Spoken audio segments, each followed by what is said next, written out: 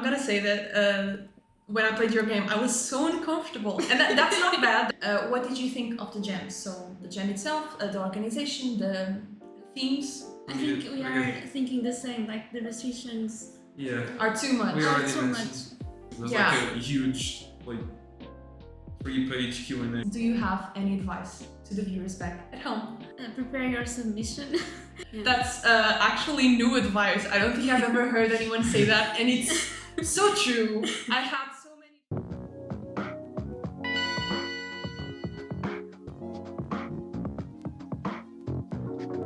Hi gamers and developers, and welcome to another GDT vlog. Today we have two team members of team number 1 of the OA2A jam. I'm sorry if I butchered the name because I think I always say it wrong, but it's the only one of any asset 2023 jam.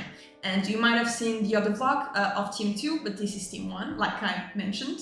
I'm still gonna talk a little bit about the jam because you might not have seen the other vlog, but this jam is essentially a jam low pressure, anti-crunch, non-competitive, and in this case you have to make a visual novel. There's many rules, I'm not gonna explain them all, but you can use only one asset per feature. So for example, only one asset for the character, only one asset for the background, and stuff like that. This jam in particular is the queer edition, so it doesn't have a theme, but it has to be a queer themed game. And the jam lasted 2 weeks, so they had to do the game in just 2 weeks, a visual novel and all that stuff. This team's game is called This Is Not The End, and I'm gonna let them present themselves. So please tell me your name and what was your role on the jam. So I'm Carolina and I was the programmer. I'm Matheus and I was in charge of sound.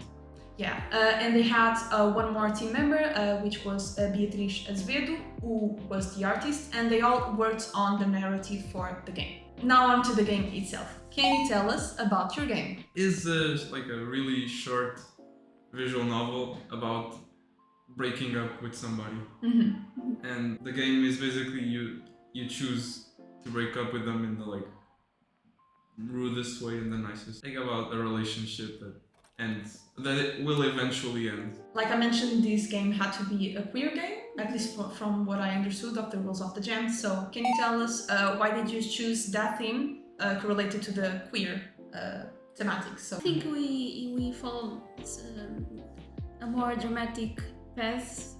So we had a brainstorm reunion, and we decided that we should have a gay couple in this case. And one of the girls was breaking up with the other in a more dramatic way or a more soft way. The player should decide which option the girl would choose to do, right?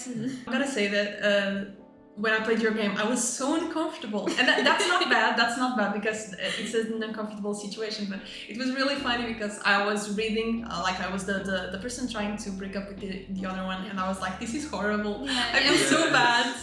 And yeah, I think I kind of understood the point of the character and what they were feeling. So I think you did a good job on that. What was your strategy to develop the game in just 2 weeks? I mean, in the case of this jam in particular, there's like a ton of limitations in terms of like the length of the game, like the assets. Number of characters. Yeah. We can't have like more than one character, one sound effect. So I don't think there was, I mean, maybe in the narrative part, but in the asset creation, at least for me, I don't know about Beatriz, but at least for me, I didn't struggle a lot with assets because I had a very limited amount of assets. Yeah. I think it was like very low. Yeah, and in terms of narrative, we prepared all of it in the first days, right? And we had just a clear narrative. Yeah, I think that also happened with the other team, that this jam ended up really being a chill one, because sometimes they are supposed to be chill and they're not chill. But this one ended up really being a chill one, and I think it's a great jam because you tend to focus more on the narrative because you are so limited on the other things, and I think that's very nice because you tend up to make a more convoluted story, and I think that's what visual novels should do. So now on to the jam itself. What did you guys learn throughout the jam? For example, I learned how to use RunPy. I didn't actually use it in the past, and it was my first time, and actually revisited one of the oldest languages I learned here in Técnico, it was Python. Yeah. And I revisited it, and yeah, that's what I learned, and I learned also how to convey a more better narrative, like how to write better and what the characters actually had to say in a more simple way or a more complex way.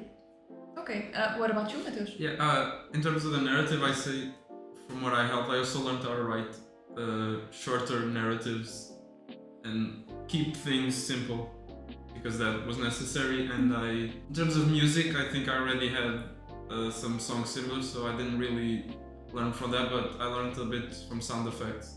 I designed a sound effect and I had fun. I'm glad because of that, because Team 2, I think one of the members ended up saying that they didn't learn much because it was a visual novel, it was short, so I'm glad that you ended up going a little bit out of your comfort zone and trying to do different things because the jam had so much time for that. So yeah, now, what would you have done differently for this jam? Anything? Yeah, we discussed some different ways how to end the game. For example, we wanted to have different endings for the different options of the player, but the restrictions were gigantic and we didn't have that freedom to do that. But we also discussed it to have the timer and maybe improve the minigame that we created in the beginning. The one where you had to find a cassette, yeah. Did you have any worst moments during the jam? I wasn't present, but I would say the submission period. Yeah. I wasn't there, but I saw like the text a lot. Yeah, and also programming the minigame, it was... okay. That sounds very painful. Yeah. I think the submission time is always so stressful because even I think you guys mentioned that you had the whole narrative written out in the first days, right? And you had 2 weeks to make the game, and still the submission period is always awful because you always want to do more, even though your game is completely finished, polished, and everything you could do. It's always so stressful. But yeah, I think it went well in the end. And we had some help from Team 2, yes. Yeah, no, see, this is a lot of compassion, Team 2 helping Team 1. Now onto the fun part, best moments during the jam. For me, it was like the team that we had, the reunions, and it was like creating things. Yeah. It was fun. Yeah, I think that's great to hear. So you clicked with the people you were working with. Yeah. That's a really good experience, and I think we talk a lot about this, maybe in some vlogs, that your team is important. You have to have connection with your team because you're going to work with them, so you might as well have fun while you do it. And I think the experience is much better when you have persons that you like. Onto the jam organization. What did you think of the jam? So the jam itself, the organization, the themes. I think we are thinking the same, like the restrictions are too much. We already mentioned.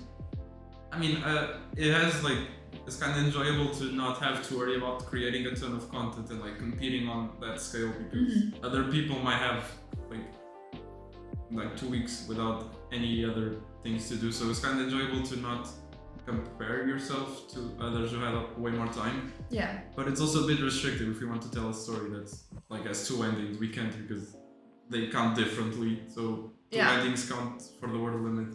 Yeah. And it was also confusing.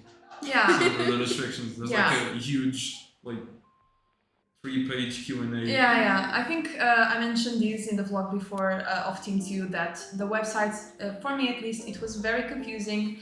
I had some trouble finding all the rules because there are a lot of rules.